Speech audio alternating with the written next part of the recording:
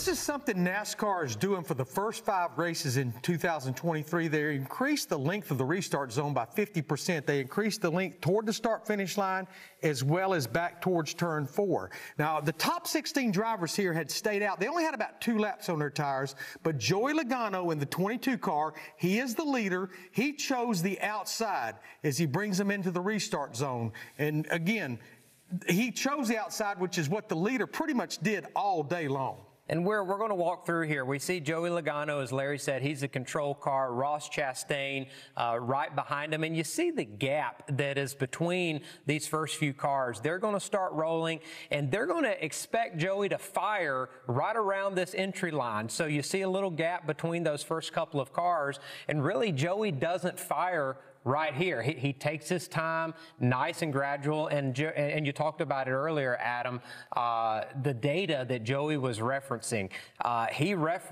He gets to the line 65 miles an hour, and he steadily increases his speed till about 75 or 80 when he finally fires. And you can see here on the TV, the arrows are gone, the gap is gone, and then he finally gets to the line. Everyone can see what Joey's doing with his speed and controlling the front row. But what happens on row 5, 6, and 7, Adam, that's where it gets a little hairy. I've got 2 words here: chain reaction, because once it happens on a restart, it is on nowhere to go, Larry. Well, every driver on a restart, they want to absolutely get all they can because they've got those 4 fresh tires. The last thing you want to do is give up any time whatsoever on the restart. But to David's point, as you can see, the first 4 or 5 rows are pretty much in line right there. But I want you to look back there at the 9 car of Chase Elliott, and then behind him, you'll see Kevin Harvick in the 4 car. This is where things really start to stack up, David. It's hard for a driver to look through the windshield and see several rows in front, so it's so reaction,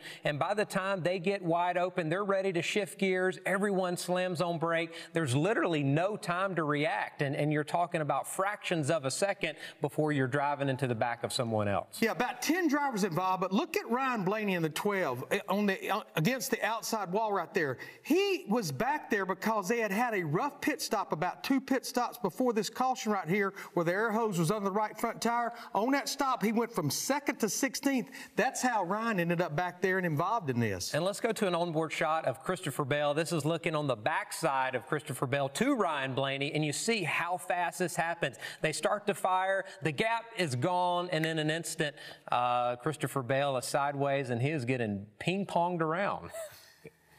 And this is on board looking at Christopher Bell. This is one reason Larry Mack never wanted to drive a race car. I want you to look at how violent these hits are. And this is just on a restart. They're not even up to full speed, but a couple of violent hits for Christopher Bell.